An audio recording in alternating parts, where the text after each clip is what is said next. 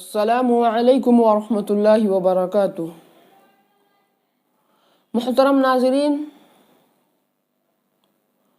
آج کل ایک مسئلہ جس کے بارے میں خاص طور پر ہماری مائیں بہنیں معلوم کرتی رہتی ہیں، وہ مسئلہ کیا ہے؟ وہ مسئلہ سجدہ تلاوت کا ہے کہ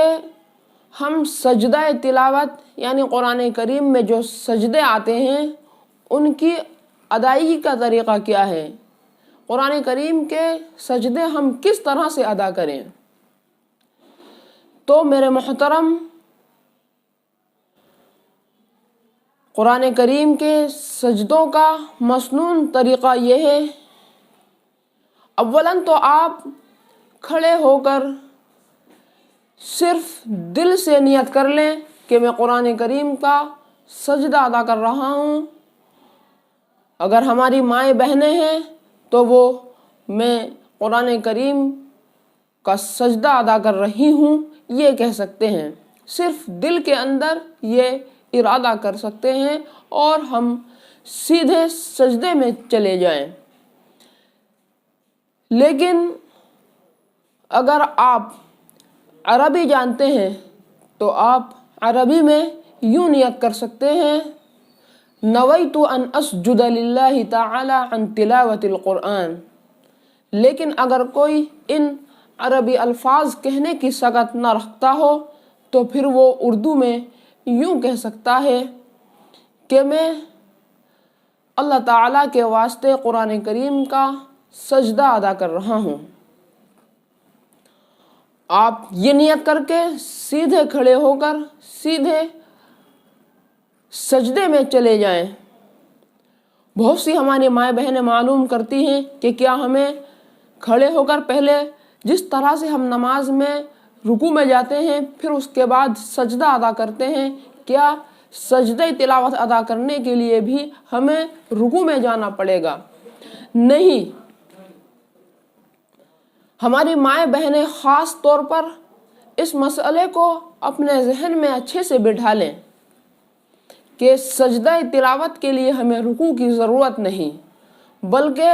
ہمیں دل میں نیت کر کے یا جو ابھی میں الفاظ بتلائے ہیں عربی میں یا اردو میں نیت کر کے سیدھے اللہ اکبر کہہ کر ہم سجدے میں چلے جائیں اور کم سے کم 3 مرتبہ سبحان ربی الاعلی پڑھیں۔ ایک بات یہاں پر ہمیں اور سمجھ لینی چاہیے کہ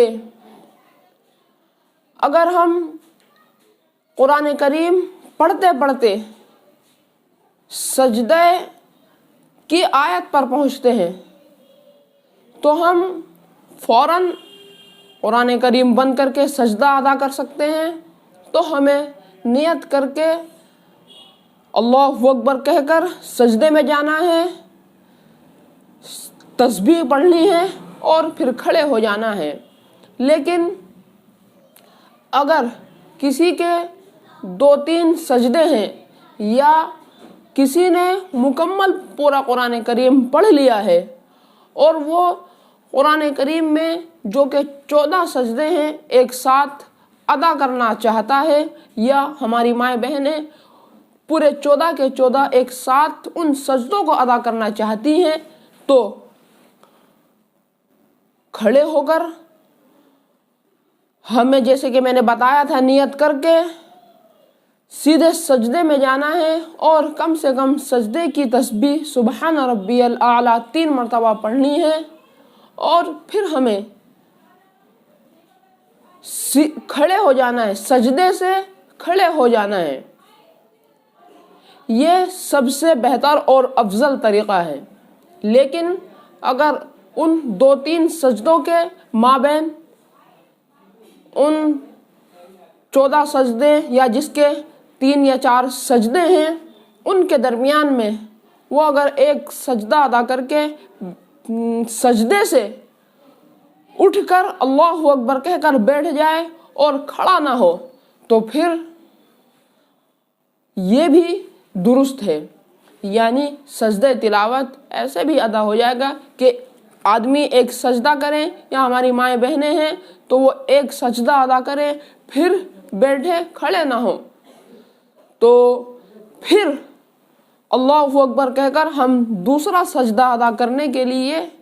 سجدے میں چلے جائیں، سجدے کی تسبیح پڑھیں، پھر بیٹھ جائیں، پھر اسی طریقے سے ہمارے جتنے بھی سجدے ہیں ہم ان سجدوں کو ادا کریں۔ اس طریقے سے ہمارا سجدہ ادا ہو جائے گا۔